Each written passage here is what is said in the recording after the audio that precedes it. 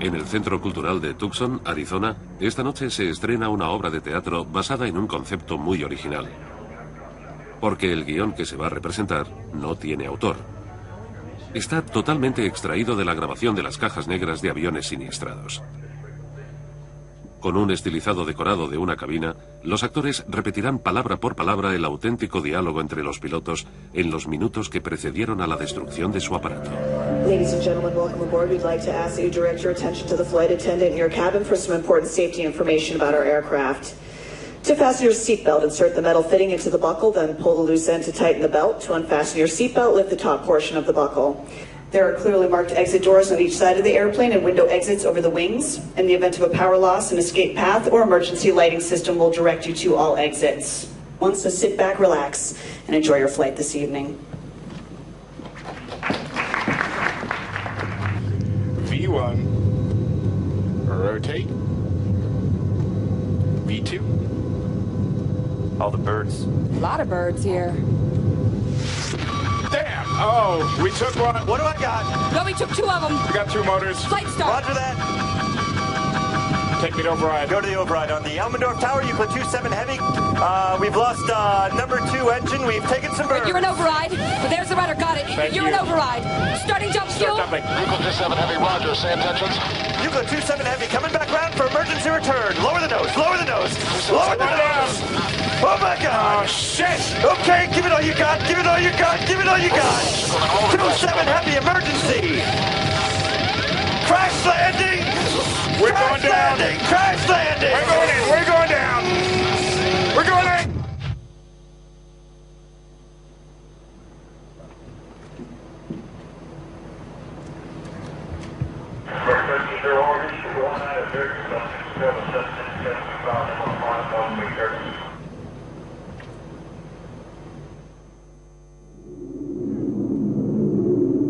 We out of the hold yet? No, just going down to 8,000. And another 10 minutes, I said. Oops. Oh. I was trying to keep it at 180. We knew we'd do that. Shit. Okay.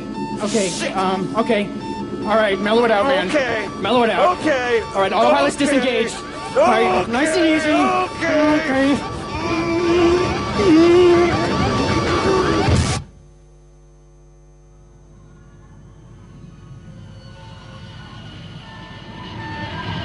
Sanso masko tsukete kudasai. Seat beltを締めてください。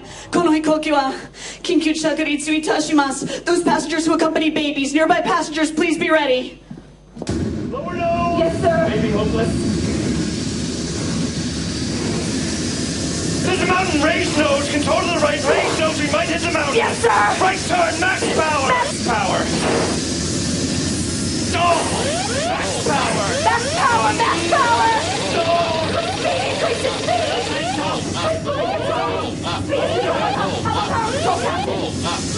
Speed is 220 knots. Do not lower nose. Increase the speed. Yes, sir. It's going down. Yes, sir. Raise nose,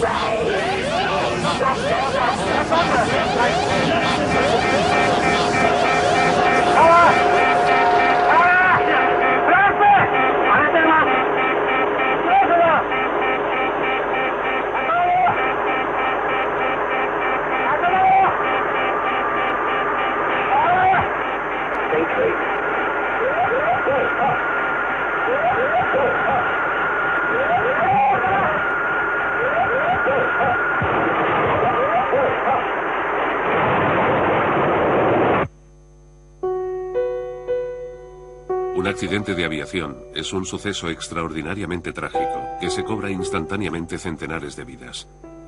En el aeropuerto, la angustia de los parientes destroza el corazón y es fácil identificarse con ellos. En el lugar del accidente se imagina el horror de la actividad de los hombres vestidos de blanco. Una inmensa emoción que, sin embargo, intentamos evitar.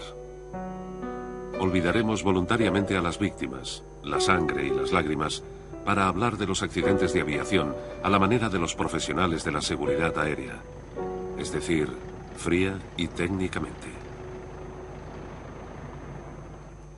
Nos dirigimos a la campiña inglesa, cerca de Manchester, para encontrarnos con el teórico en accidentología aeronáutica más famoso. James Reason es el inventor de una teoría general que le ha convertido en una autoridad en la profesión. Los ingleses le llaman el Swiss Cheese Man, el hombre del queso de Gruyère. La metáfora del queso de Gruyère es una historia mía. Dice que tiene lonchas de queso suizo, el emmental, no el cheddar. Tiene agujeros. Por una parte están las casualidades y los peligros, y por la otra están las víctimas potenciales. Este es el modelo en 3 dimensiones de James Reason. Entre el avión de la izquierda y el posible accidente, a la derecha, están todos los actores de la seguridad aérea. Los constructores, las compañías, las autoridades reguladoras, los pilotos, la tecnología, la reglamentación. Cada una de esas placas, si cumplen correctamente su función, son una protección contra los accidentes. Todas las defensas, aunque sean heterogéneas, son diferentes clases de defensas. Cada accidente nos da importantes lecciones sobre defensas que faltan. Gradualmente, con el paso del tiempo, la gente construye más y más defensas. Y obviamente, gracias al aumento del poder y la energía de las computadoras.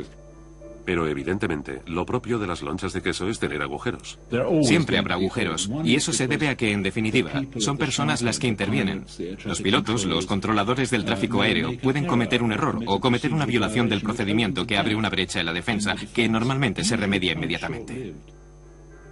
De la misma forma, si una de las placas presenta un agujero, es decir, se comete un error, las otras que la avalan tienen la oportunidad de interceptarlo. Un piloto o un controlador aéreo puede cometer un error, pero será detectado por la siguiente capa de defensa.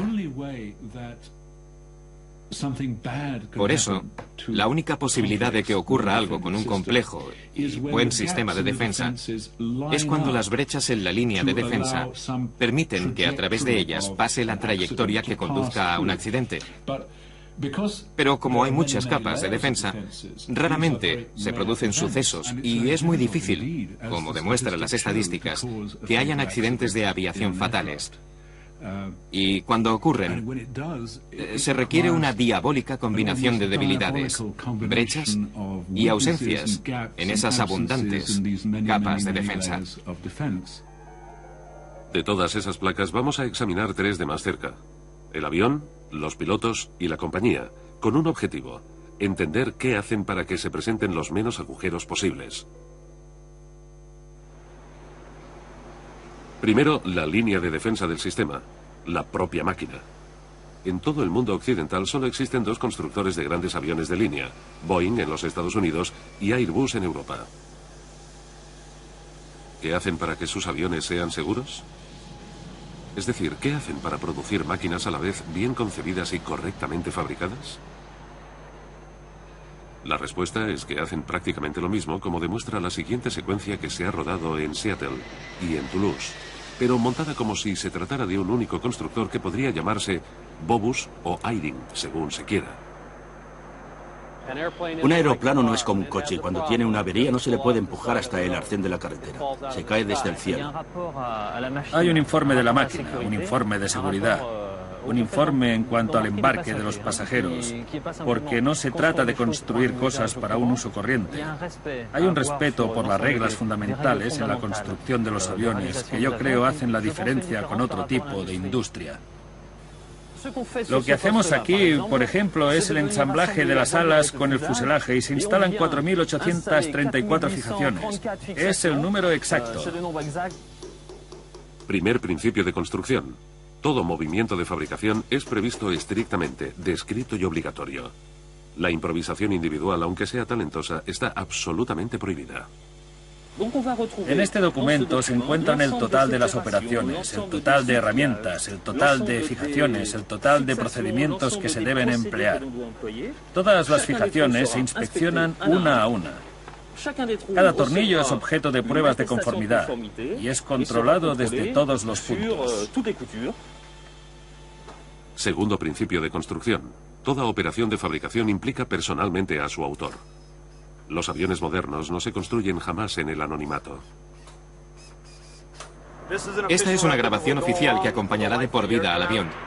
y más o menos me identifica como el mecánico que ha llevado a cabo la operación. Seguidamente lo introduciré en el sistema AI, un sistema electrónico. Notificamos la inspección que ha sufrido el funcionamiento y se volverá a inspeccionar el trabajo. Tercer punto principal, el seguimiento.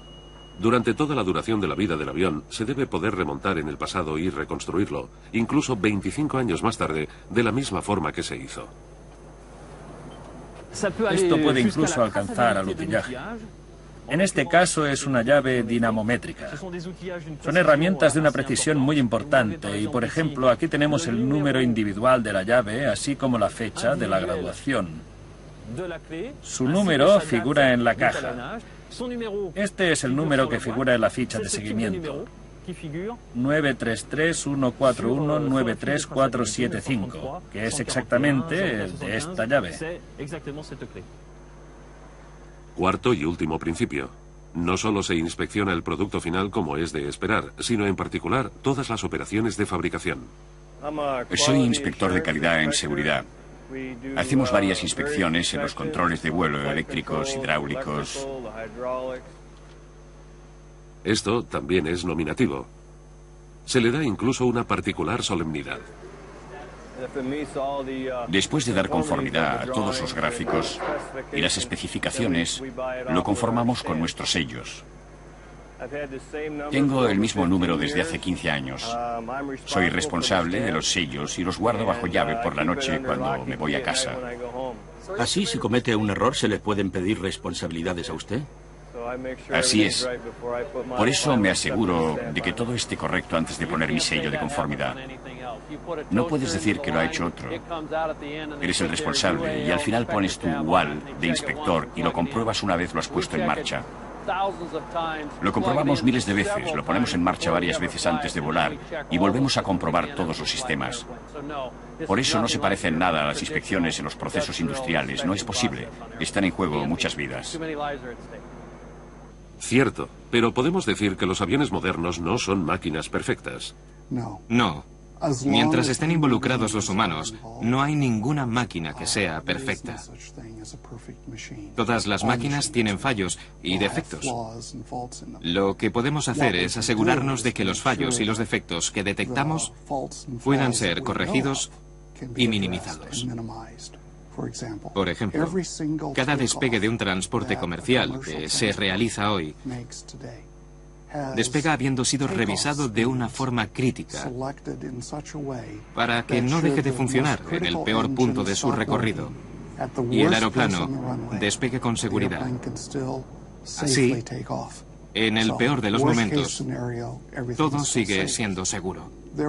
En los últimos 12 meses ha habido 18 millones de despegues y se han presentado problemas en 200 casos. Los 200 se solucionaron con éxito. Fuimos capaces de dirigir el vuelo y hacerlos aterrizar a salvo. Por eso es fundamental construirlos de forma que sean seguros. Las cinematecas de los dos constructores recogen imágenes que muestran sus aviones llevados a extremos límites.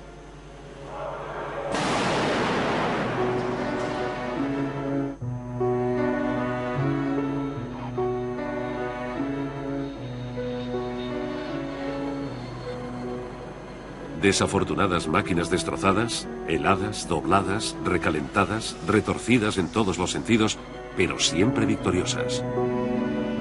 Seguramente todos esos esfuerzos no son extraños a una estadística muy sencilla. En 1945, con los primeros aviones de hélice, se producía un accidente por cada 10.000 despegues. Más tarde, con los reactores de los años 50, se pasó a un accidente por cada 100.000 despegues.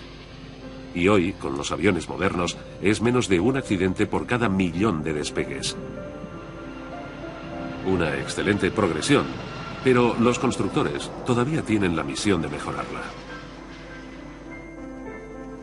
Lo que intentamos hacer es identificar cualquier posible amenaza, diseñarlos para eliminar esa amenaza, sea lo que sea.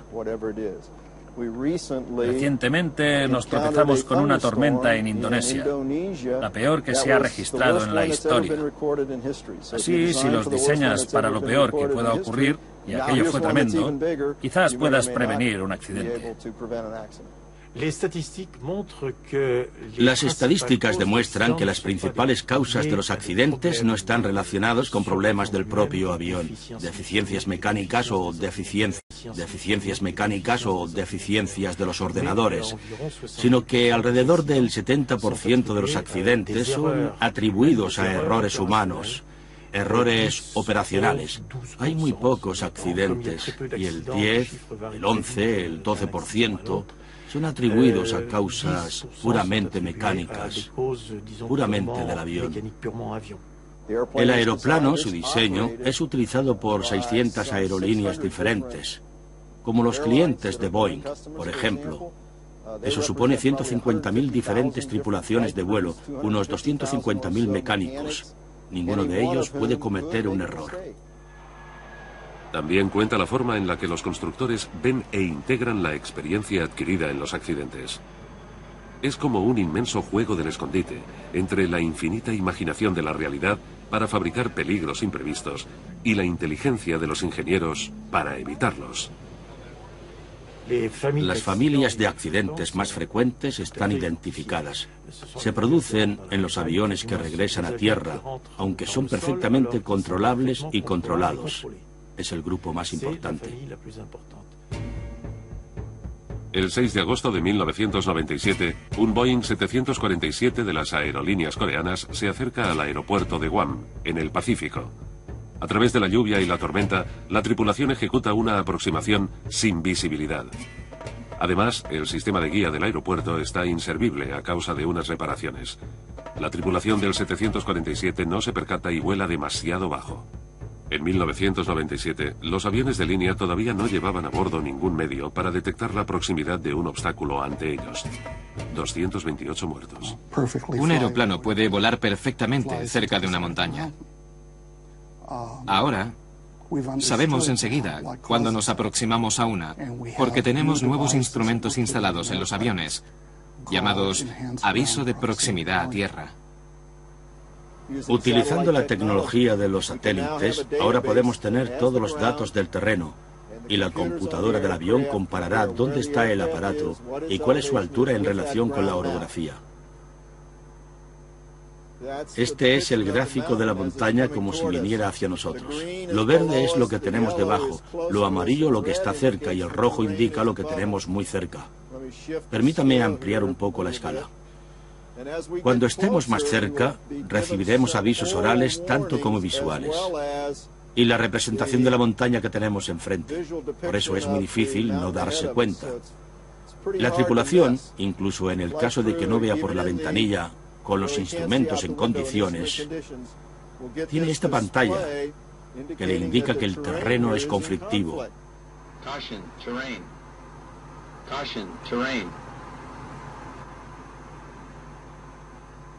El propósito del sistema de aviso de proximidad a tierra es eliminar o reducir la posibilidad de lo que llamamos vuelo controlado, que en los años 60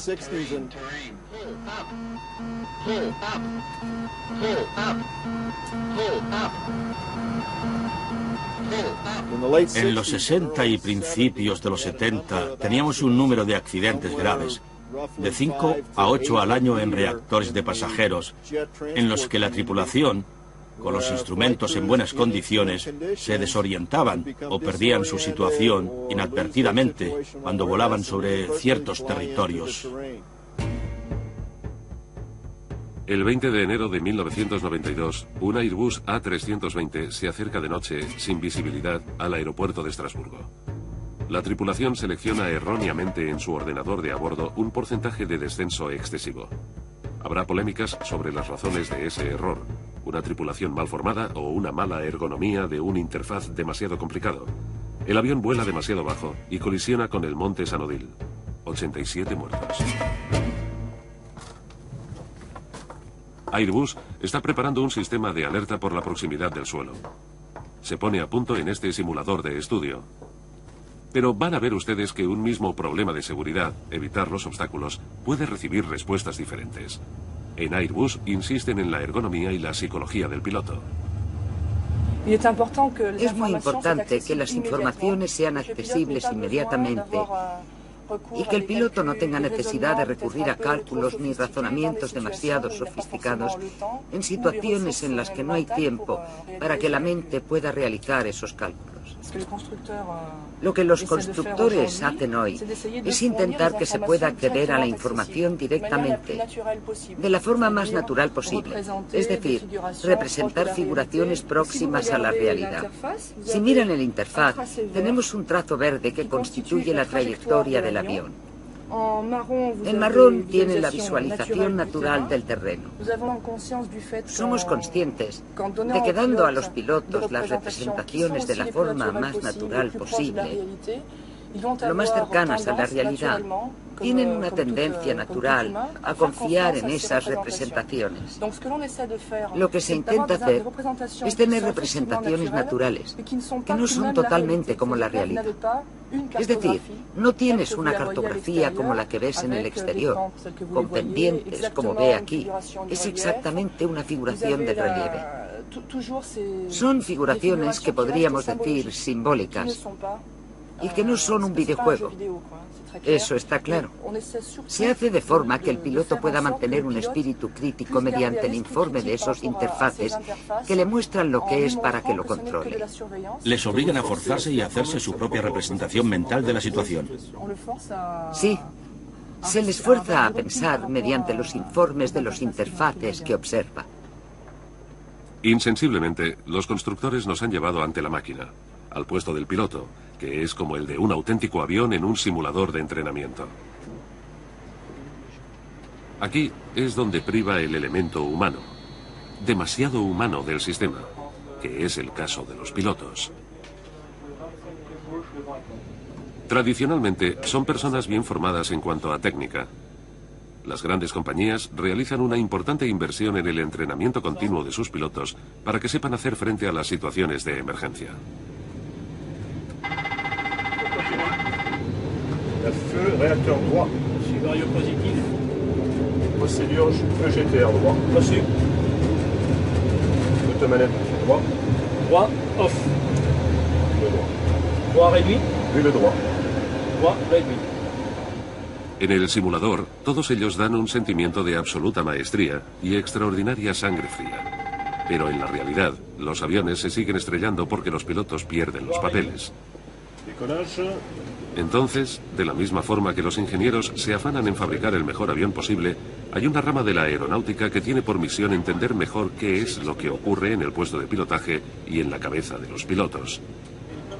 Son psicólogos ergónomos, médicos, biólogos y pedagogos. Son especialistas en los factores humanos de la tripulación. En los años 20 se decía selección igual a factor humano. Era suficiente con buscar operadores que fueran operadores perfectos. Esa idea cambió rápidamente. Es buena, pero no garantiza la ausencia de accidentes, incluso entre los mejores operadores. Hubo que añadir otras capas. La siguiente capa es la ergonomía. Se dijo, no es suficiente con seleccionar a las personas. Es necesario hacer útiles que estén bien adaptados y que las letras no sean tan pequeñas que no puedan leerse. Se dieron cuenta de que todavía ocurrían accidentes. Una parte de ellos sucedían entre personas bien formadas, excelentes profesionales, pero discutían en la cabina porque no estaban de acuerdo entre ellos. No sabían dirimir sus conflictos. Y esa problemática creada en la cabina terminaba degradando el vuelo. No es que discutieran siempre, pero sí con frecuencia. Uno siempre era más autoritario, no sabía dirigirse correctamente al otro, y esto no era bueno. El 2 de octubre de 1996, alrededor de la medianoche, un Boeing 757 de Aeroperú despegaba de Lima.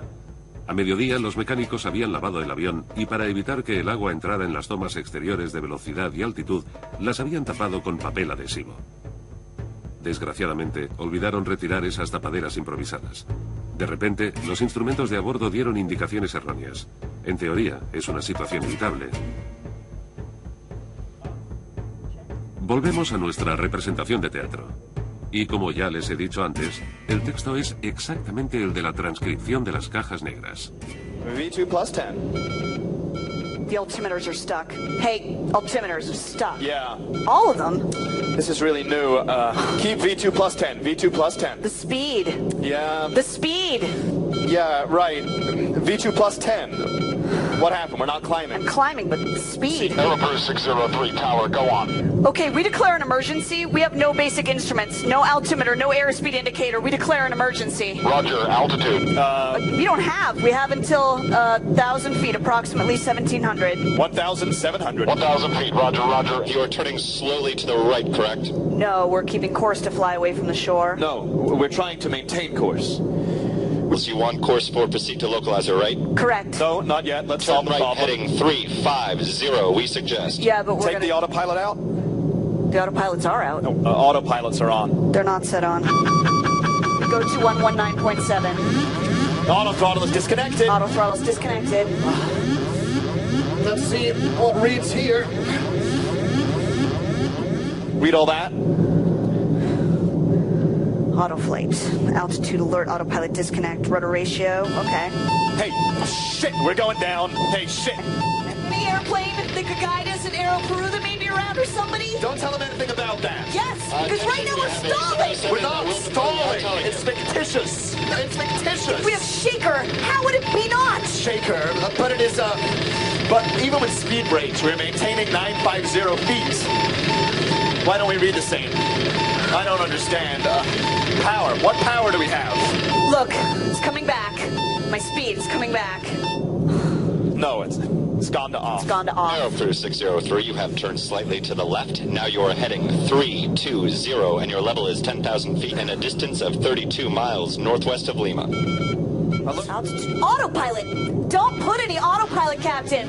Alt alert, autopilot disconnect. Let's go to... Autopilot disconnect 0603. Ask him to tell us... Autopilot disconnect. Alt alert, cabin inoperative, rudder ratio. There's nothing new, but the overspeed flight instruments. 070. Auto flight. Auto flight. Altitude alert, autopilot disconnect, rudder ratio, okay. Hey, shit! We're going down. Oh, shit. How can it be flying at this speed if we are going down with all the power cut off? Can you tell me that you have us on the radar at 50 miles? Hey, look, the 370, we have... What? 370 of what? Do we lower the... What do we do with the gear? Don't know that... We're impacting water! We're gonna revert!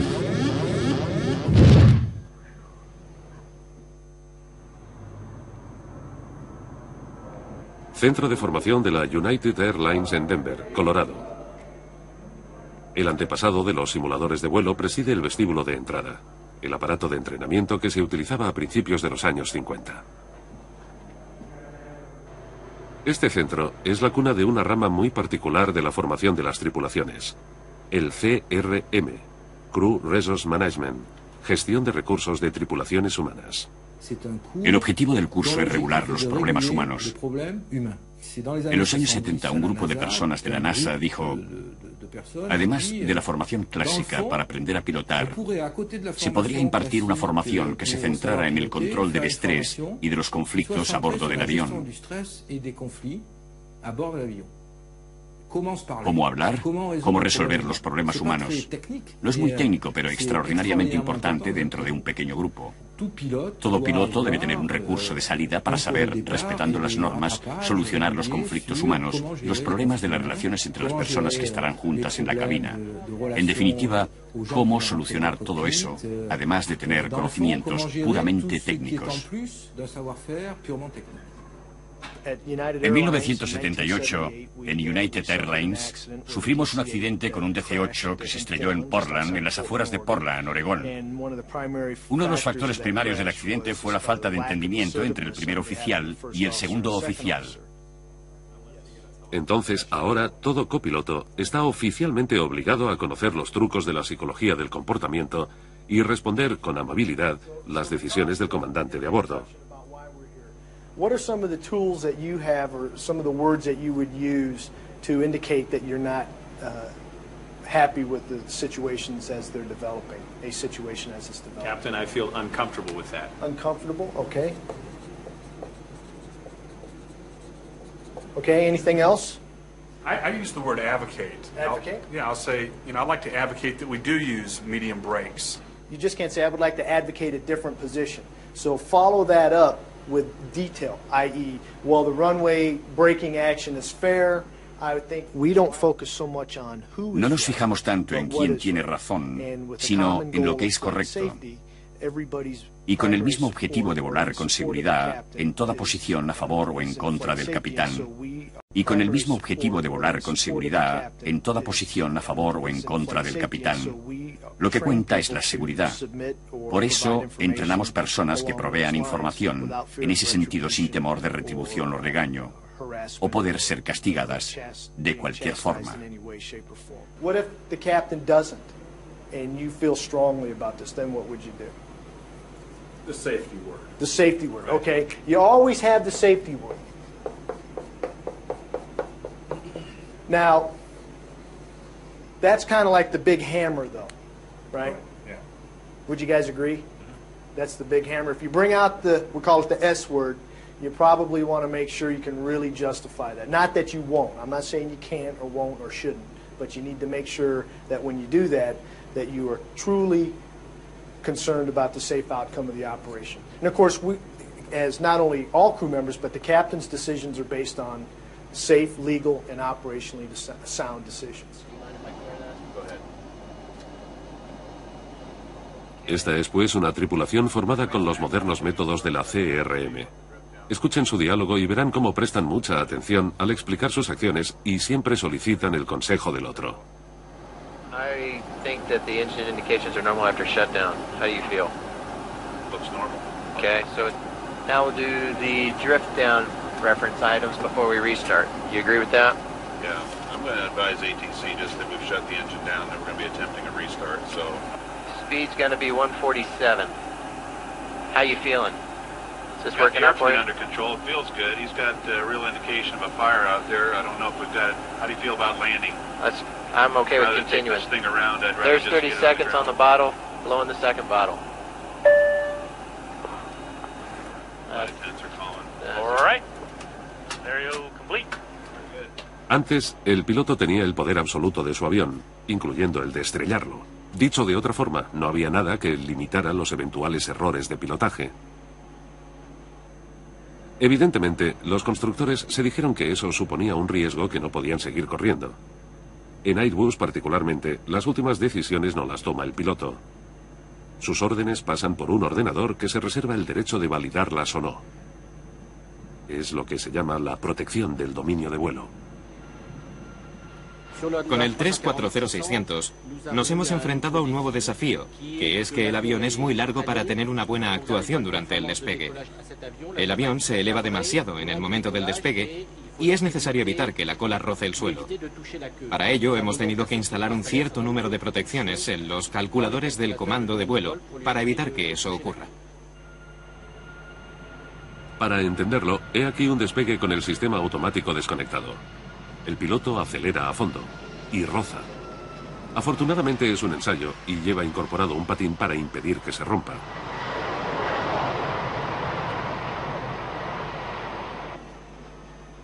Bien, volvamos ahora al sistema automático de protección.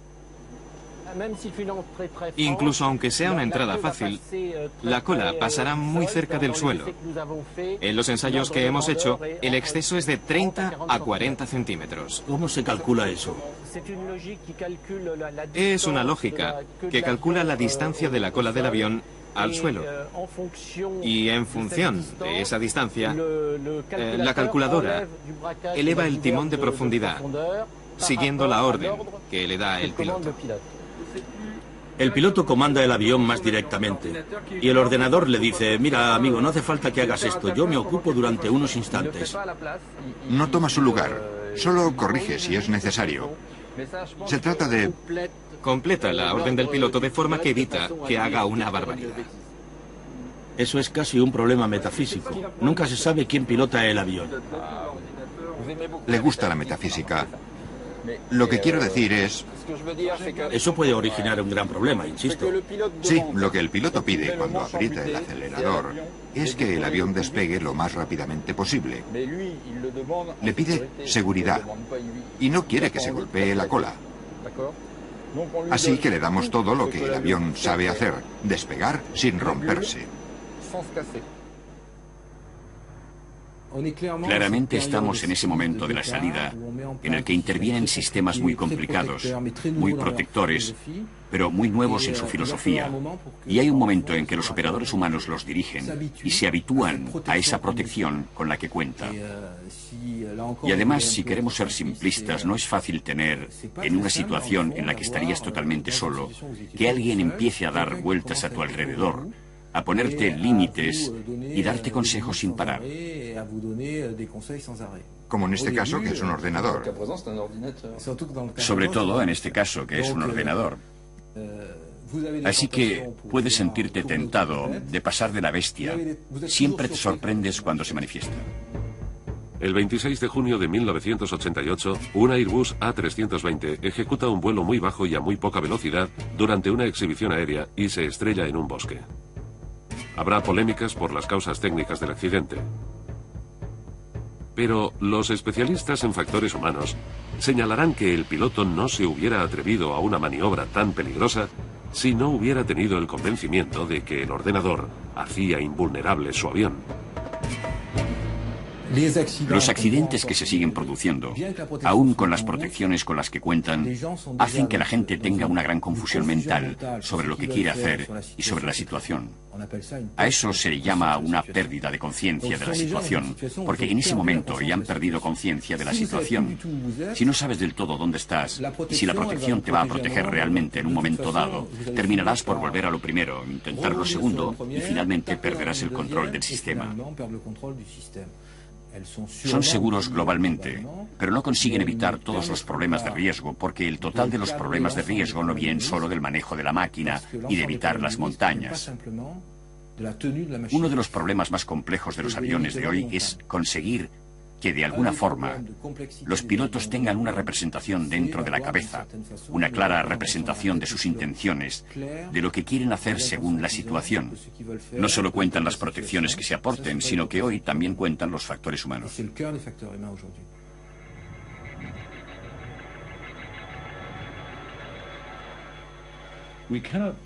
No puedes pintar un cuadro de accidentes sin reconocer que son una diminuta fracción dentro del gran número de sucesos, del enorme número de actos heroicos que se producen diariamente. Confianza, seguridad, el cada día. Lo cotidiano no es significante. No interesa. No llama la atención. No se estudia. Sin embargo, nos fijamos en los sucesos negativos, en los factores humanos que parecen casualidades, cosas malas. Nos equivocamos y vemos al humano como a un héroe, como a un ser capaz de vencer el peligro. Es lo que la gente hace para salvar al avión, lo que es fascinante. El 19 de julio de 1989, un trireactor DC-10 de la United Airlines está a la deriva sobre el territorio de Iowa con 298 personas a bordo. Los 3 circuitos de mando de los timones de profundidad y de dirección están averiados. Los pilotos consiguen controlar el avión como pueden, jugando con los reactores de la izquierda y la derecha. We're controlling the turns by power. I don't think we can turn right. I think we can only make left turns. We're starting a little bit of a left turn right now. Maybe we can only turn right. We can't turn left. United 232 Heavy, I understand you can only make right turns. That's affirmative. United 232 Heavy, roger. Había una posibilidad de 1 entre 10 de que se produjera un accidente con los 3 sistemas hidráulicos averiados al mismo tiempo. Con solo 2 motores, el de la cola apagado y los 3 sistemas fuera de servicio. Pero enseguida se dieron cuenta de que la única forma de poder controlar el avión era utilizando los empujes diferenciales de estos sistemas.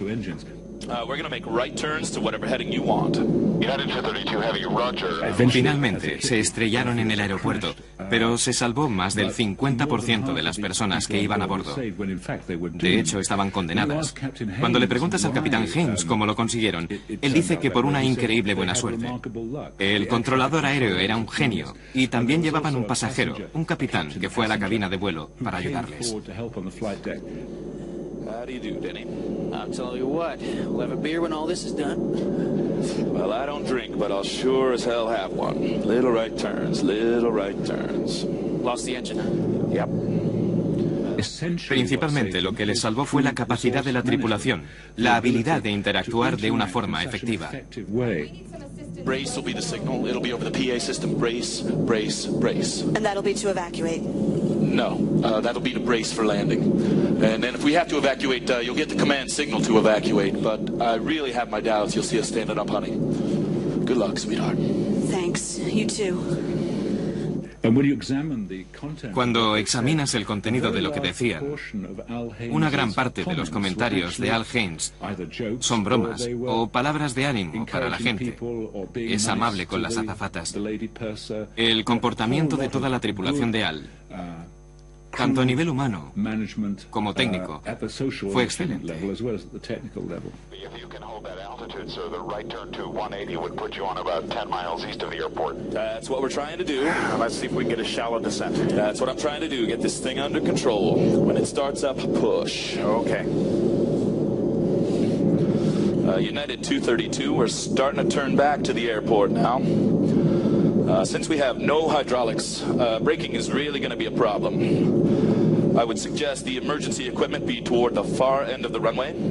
Make a left turn, left. No left at all. No left at all. Okay, now it's back, forward, forward, forward, forward. Won't this be a fun landing? Back. That is 32 heavy. Can you hold that heading, sir? Yeah, we're on it for a little while. Tell you what, I'll write off your damn PC if we make this. When we make this, just hold that heading if you can. We're starting down a little bit now. Is that the runway right there? We have the runway in sight. We have the runway in sight. We have the runway in sight. We'll be with you shortly. Thanks a lot for your help. Get the brakes on with me. United 232 heavy, roger, sir. That's a closed runway, sir. That'll work, sir. We're getting the equipment off the other runway and they'll line up on this one. How long is it? 6,600 feet, 6,600. Equipment's coming off.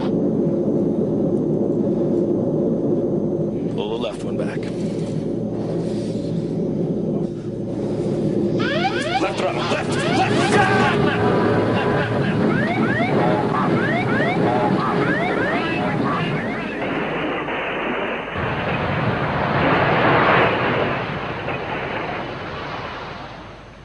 Estos sucesos no nos proporcionan información sobre seguridad.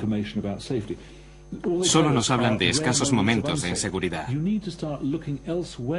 Hay que empezar a mirarlo todo desde la confianza, la resistencia y la robustez del sistema. Una verdadera organización segura es la que lucha por identificar los errores. Concretamente, Air France ha aplicado esa idea creando un servicio de análisis de seguridad de vuelos cuya misión oficial es poner al día las disfunciones más ínfimas en materia de seguridad. Hay que señalar que es la primera vez que Air France autoriza a que una cámara de televisión penetre aquí. Si usted fuera pasajero, ¿preferiría volar con una compañía que denuncie muchos incidentes o una compañía que no señale ninguno? Bueno, si yo no conociera un poco este mundo por experiencia y una compañía me dijese, con nosotros nunca ocurre nada, yo volaría con ellos. Lo importante es la prevención. La primera etapa es tener los sucesos a la vista. Podemos ignorar todo lo que pasa bajo el nivel del mar, pero si los tenemos a la vista, evitamos sufrir esos auténticos accidentes que ocurren de vez en cuando y que llegan por sorpresa. Aquí normalmente nuestro trabajo es recoger todo lo que no es visible para evitar los sucesos visibles. Decimos, esto nos puede ocurrir, así que hay que tenerlo en cuenta. Primera herramienta, los registros de vuelo que embarcan como parte del equipo, sobre todo los aviones modernos. Estos no son las cajas negras, que son blindadas y están instaladas detrás. Esos pequeños discos ópticos graban 300 parámetros por segundo. Altitud, rumbo, velocidad, régimen de los motores, aceleraciones, deceleraciones, posición de los mandos, todo está ahí. También se puede reconstruir a posteriori y con mucha precisión la forma en que se ha pilotado el avión. En este servicio, en este despacho, se analizan principalmente las grabaciones y los parámetros de vuelo. Bueno, Jean-François, tienes en la pantalla un 737. Sí, un acercamiento rápido con una pendiente importante al final. Es una pendiente de un 8%. Sí, de un 8%. Sí, bien, una pendiente normal debería ser de 5 grados en una aproximación. Porque la pendiente fuerte lleva un riesgo asociado y hay más grados de gravedad que aparecen de forma automática. Fuerte lleva un riesgo asociado y hay más grados de gravedad que aparecen de forma automática en la pantalla, en colores rojo, naranja y amarillo. Por ejemplo, en esta página lo señalado en rojo son turbulencias fuertes. Las amarillas, aviones que se acercan demasiado unos a otros, y el único en azul, un escape de combustible justamente antes del aterrizaje. Aquí se producen muchos pequeños sucesos, análisis de vuelos que no son forzosamente incidentes, que son derivados y que se van a observar. Hay que saber qué son y saber por qué se producen. No se culpa a las tripulaciones después del descubrimiento de un suceso mediante los análisis del vuelo. Otra fuente de información son los ASR, Air Safety Report. Son informes de sucesos que los pilotos pueden declarar espontáneamente en los buzones especiales que se encuentran en los pasillos. Son libres de hacerlo anónimamente o indicar su nombre. Es algo que de todas formas no tiene gran importancia, porque nadie puede ser sancionado por lo que diga un ASR. Este es un ejemplo de ASR. Una tripulación va a hacer un informe porque ha pasado muy cerca de otro avión. Va a redactar un AirProx y lo hará a través de un ASR. Enseguida habrá un cierto número de departamentos que trabajarán sobre el suceso. ¿Cuántos sucesos tienen en esta base de datos? Desde enero del 97, tengo que mirarlo de cerca. La cifra exacta hasta hoy es... El ordenador indica que son 21.314 sucesos. Tercera fuente de información, los OSV, los oficiales de seguridad de vuelo. Y este es el de la división de correo del Boeing 737, Patrick Negre. En Air France también tienen OSV de aviones diferentes, desde el Concorde hasta el Airbus A319, pasando por todos los modelos de Boeing 747. Patrick Negre, como todos los homologados, es comandante de a bordo en activo, pero dispone de un despacho en Roissy para recibir a los equipos que deseen poner en su conocimiento algún incidente. Evidentemente, tiene el apodo de El Confesor, y como es natural, la confesión supone la absolución. Este equipo viene a informar un pecado venial. Ha ocurrido lo que en factores humanos se llama un momento de hipovigilancia, es decir, que por un descuido debido a la rutina se han visto obligados a ejecutar una maniobra. Avec Jean-Philippe, nous arrivons de Berlin. Ce matin, alors on se levait très tôt ce matin. C'est le combienième jour de rotation? C'est le troisième jour de rotation, donc on est quand même un peu fatigué là. Avec des rotations du matin. Voilà. Ouais. Et puis là, donc on nous a mis à 28 nautiques, train sorti, 150 nœuds, donc dans le petit train en fait. Ouais, on ralentit très voilà, donc c'est une approche très longue, on peut pas parler. Et on n'a pas fini notre checklist. Ce qui fait que, en fin de compte, on s'est retrouvé dans la configuration train sorti, volet 15. Et on est arrivé au minima avec l'alarme, disant qu'on n'avait pas sorti tous les volets. J'ai entendu l'alarme, j'ai pas forcément compris que c'était ça. Après, une fois qu'on est remonté, dans le séquencement de la remise de gaz, forcément on passe par les volets et là j'ai tout de suite. Donc nous avons remis les gaz, c'est bien passé, on est repassé en vente arrière. On s'est un peu briefé en se remotivant. Ça a réveillé un peu la remise de gaz. Oui, ça a réveillé. Voilà, ça a disparu. Voilà. Donc on a rempli un ASR. Moi je suis pas là pour dire c'est bien, c'est pas bien, qui a tort, qui a raison. Vous avez parfaitement bien joué le coup. Ce qu'il fallait, c'était remettre les gaz, parce que la tentation dans ce truc-là, c'est de dire oups, je sors le dernier cran de volet et je me pose. On ne comprend pas forcément tous les deux. C'est qu'il faut que l'équipage ait ensemble une bonne compréhension de la situation. Et donc lui, il avait vu, toi, il m'a dit qu'il s'en est rendu compte tout de suite. Il y a eu un trou qui est dû à une sous-charge de travail. Donc, oui. Et à l'alarme, l'équipage s'est remis dans la boucle, ça a très bien fonctionné. Alors nous, on vient te voir ce que je pense. Mais votre analyse, elle est très bonne. Moi, c'est un incident ordinaire, je dirais, hein, sans danger dans la mesure où vous avez remis les gaz. Qu'est-ce qu'on peut faire pour éviter le... Este es el lugar donde las observaciones de incidentes y las experiencias se transforman en medidas concretas de prevención. La Comisión Paritaria de Seguridad de Vuelo. Todos aquellos que se sientan aquí poseen un título de piloto de línea. La entrada está estrictamente prohibida a quienes no sean pilotos. Esta comisión es paritaria, es decir, que todos los sindicatos de pilotos están representados. Los OSV y los dirigentes de la compañía forman el resto de la asistencia. Evidentemente, los debates son muy técnicos y casi siempre incomprensibles a los simples mortales. RVSM, on recommande qu'une tolérance de type A avec retour à la base soit imposée pour les avions Air France.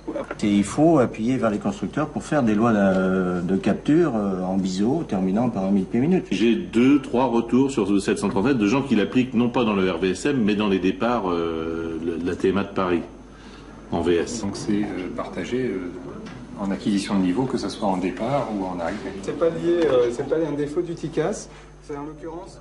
El tema del día, el TCAS. Es decir, el sistema anticolisión obligatoria desde hace varios años en todos los aviones comerciales. Para comprender de qué se trata, dejamos la sala para asistir a una demostración en simulador.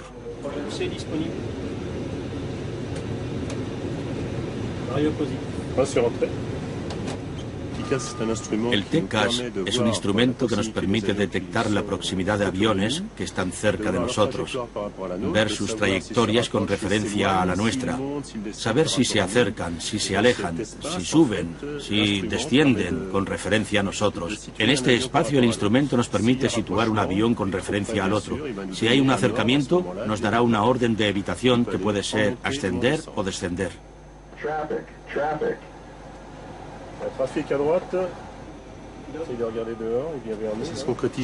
Esto se concreta por una alarma y al mismo tiempo en el otro instrumento tenemos un trapecio que nos indica la zona de la que debemos salir. TCAS, je pilote. Air France 008, TCAS descente. Monsieur Air France 008, vous me rappelez retour à l'attirance. Air France 008, je rappelle. Reduce, descent. Reduce, descent.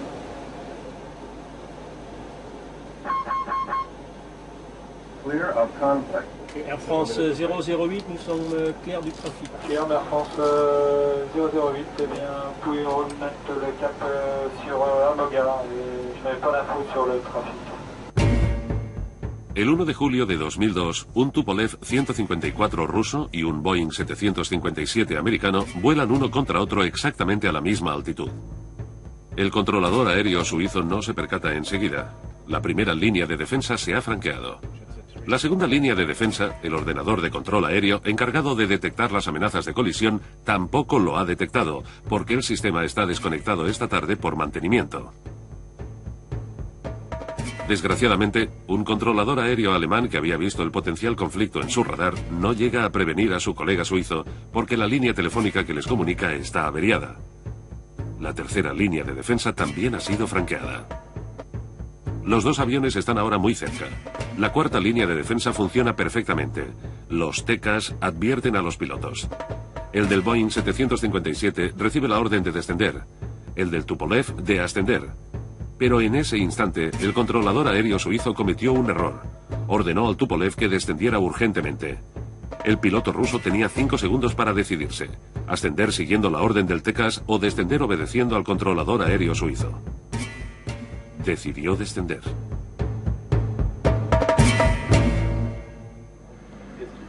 El accidente del lago Constanza es un perfecto ejemplo de la alineación diabólica de una serie de errores. Hubiera sido suficiente con que no se produjera uno para que se salvaran 71 vidas.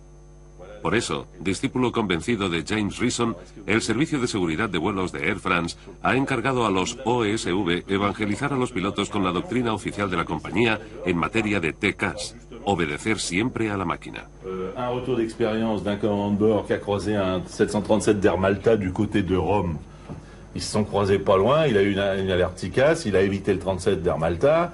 À la fin de son ASR, il écrit « Merci le TCAS ». C'est-à-dire que c'est vraiment un outil qui est devenu essentiel pour nous. Y para alentar los espíritus, Patrick Negre hace escuchar a sus pupilos la grabación de un incidente verdadero con el controlador aéreo.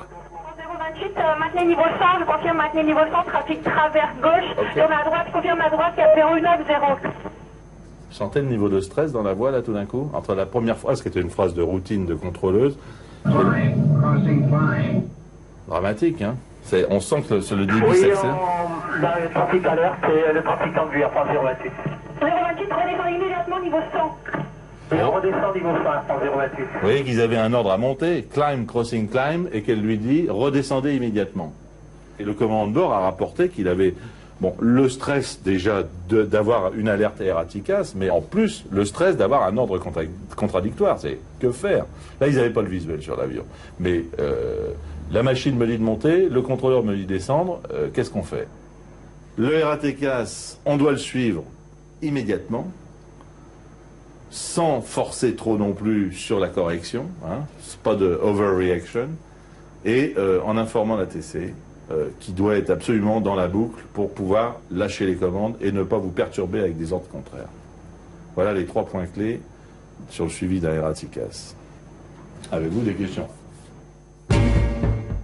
El 12 de noviembre del 95, un MD-83 se prepara para aterrizar en el aeropuerto East Granby de Connecticut.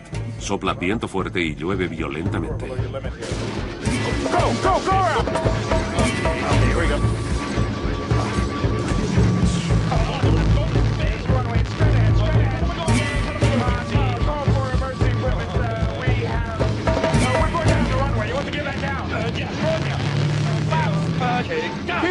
Keep coming. Call for emergency equipment. All right, hang on tight, guys. Get it on the deck. Hold it down, buddy. Hold it down. Hold it down. God bless you. You made it. El avión se detiene sin grandes problemas al final de la pista. No ha habido muertos ni heridos.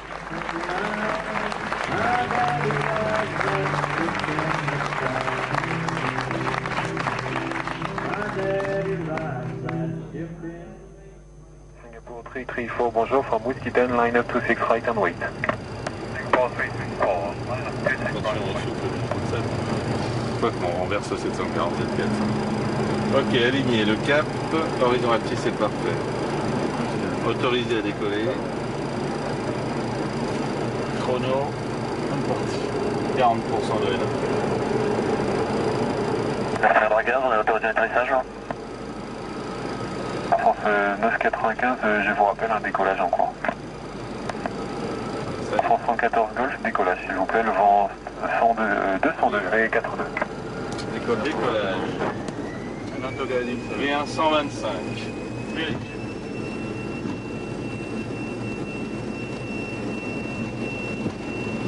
C'est disponible. Oui.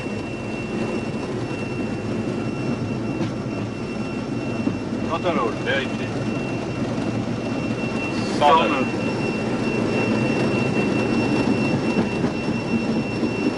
V1. Rotation. À France 995, vent 190 degrés 42, qui se 26 gauche, autorisé d'atterrissage. Autorisé d'atterrissage 26 gauche, 995.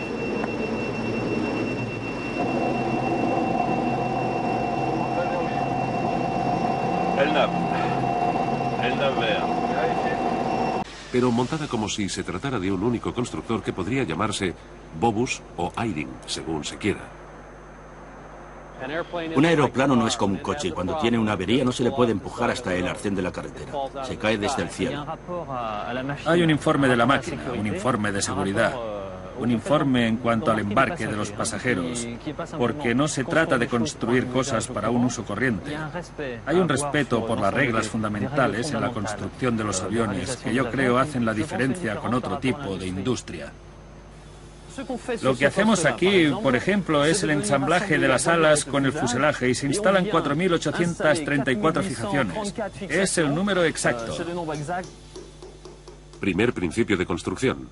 Todo movimiento de fabricación es previsto estrictamente, descrito y obligatorio.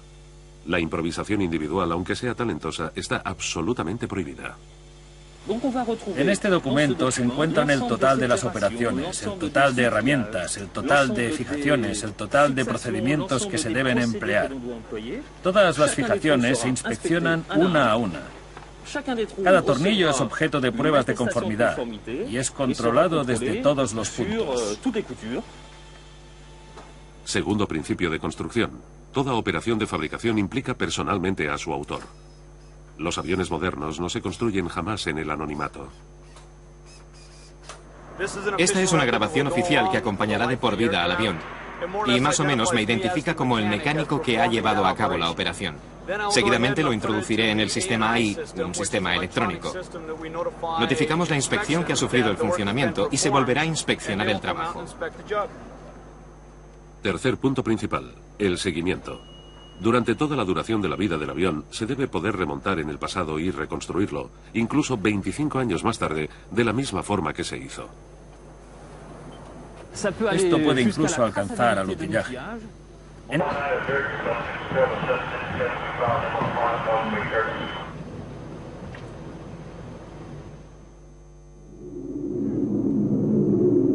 We out of the hold yet? No, just going down to 8,000. And another 10 minutes, I said. Oops. Oh. I was trying to keep it at 180. We knew we'd do that. Shit. Okay. Okay. All right, mellow it out, man. Okay. Mellow it out. Okay. All right, autopilot's disengaged. All right, nice and easy. Okay.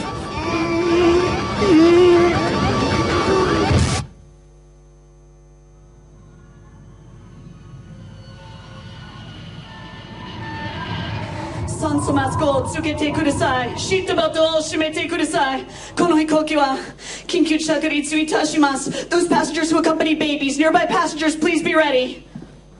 Lower nose! Yes, sir. Baby hopeless. There's a mountain, raise nose, control to the right, raise nose, we might hit the mountain. Yes, sir. Right turn, max power. Max power. Oh! Max power. Max power, max power.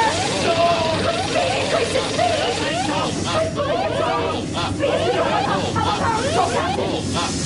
Speed is 220 knots, do not lower nose, increase in speed. Yes, sir. It's going down. Yes, sir. Raise nose, raise nose.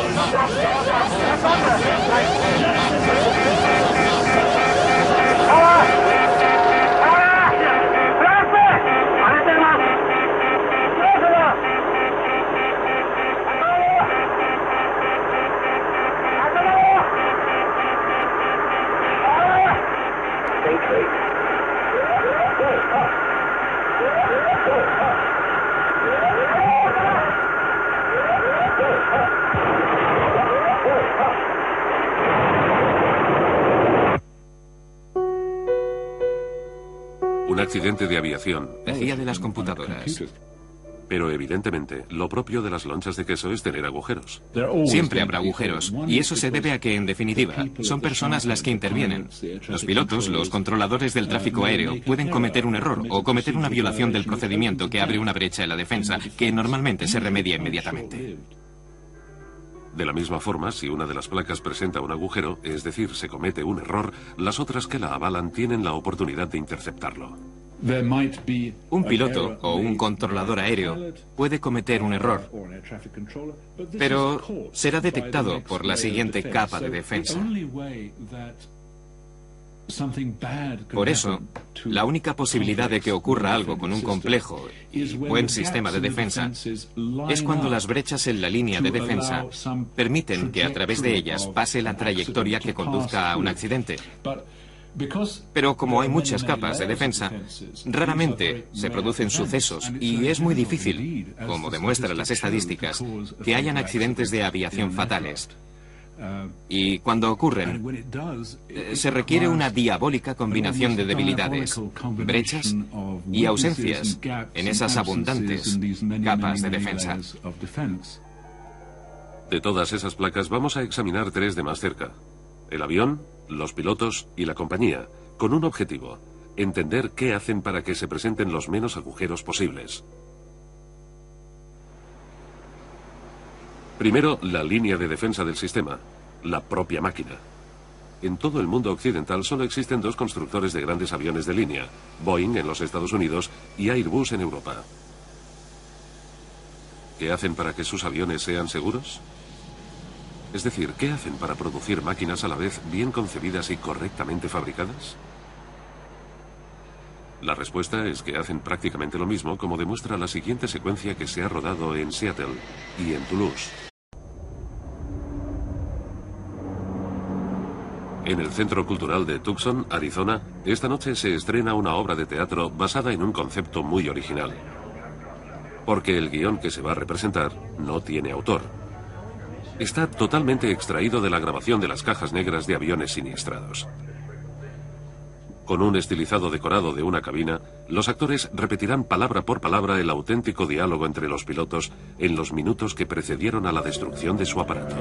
Ladies and gentlemen, welcome aboard. We'd like to ask that you direct your attention to the flight attendant in your cabin for some important safety information about our aircraft. To fasten your seatbelt, insert the metal fitting into the buckle, then pull the loose end to tighten the belt. To unfasten your seatbelt, lift the top portion of the buckle. There are clearly marked exit doors on each side of the airplane and window exits over the wings. In the event of a power loss, an escape path or emergency lighting system will direct you to all exits.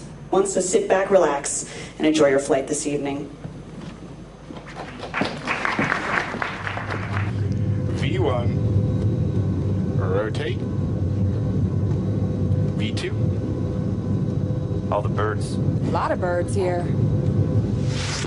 Damn! Oh, we took one. What do I got? No, we took 2 of them. We got 2 motors. Flight start. Roger that. Take me to override. Go to the override on the Elmendorf Tower, Euclid 27 Heavy. We've lost number 2 engine. We've taken some birds. You're in override. Well, there's the rudder. Got it. You're in override. Starting jump fuel. Euclid 27 Heavy, roger. Same intentions. Euclid 27 Heavy, coming back round for emergency return. Lower the nose, lower the nose, lower the nose. Oh my God! Oh shit! Okay, give it all you got, give it all you got, give it all you got! 27 Heavy, emergency! Crash landing! We're going down! Crash landing! We're going in! We're going down! We're going in!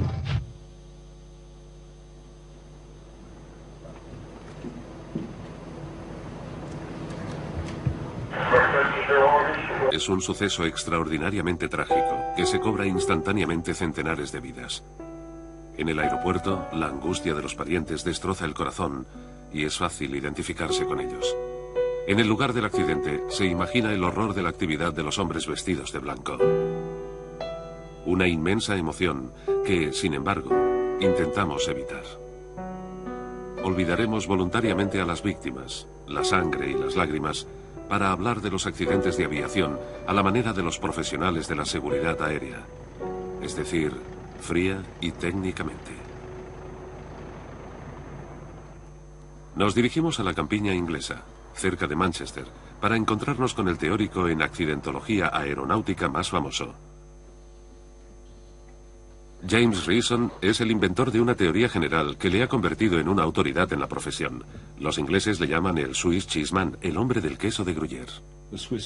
La metáfora del queso de Gruyère es una historia mía. Dice que tiene lonchas de queso suizo, el emmental, no el cheddar. Tiene agujeros. Por una parte están las casualidades y los peligros, y por la otra están las víctimas potenciales. Este es el modelo en 3 dimensiones de James Reason. Entre el avión de la izquierda y el posible accidente, a la derecha, están todos los actores de la seguridad aérea. Los constructores, las compañías, las autoridades reguladoras, los pilotos, la tecnología, la reglamentación. Cada una de esas placas, si cumplen correctamente su función, son una protección contra los accidentes. Todas las defensas, aunque sean heterogéneas, son diferentes clases de defensas. Cada accidente nos da importantes lecciones sobre defensas que faltan. Gradualmente, con el paso del tiempo, la gente construye más y más defensas. Y obviamente, gracias al aumento del poder y la energía,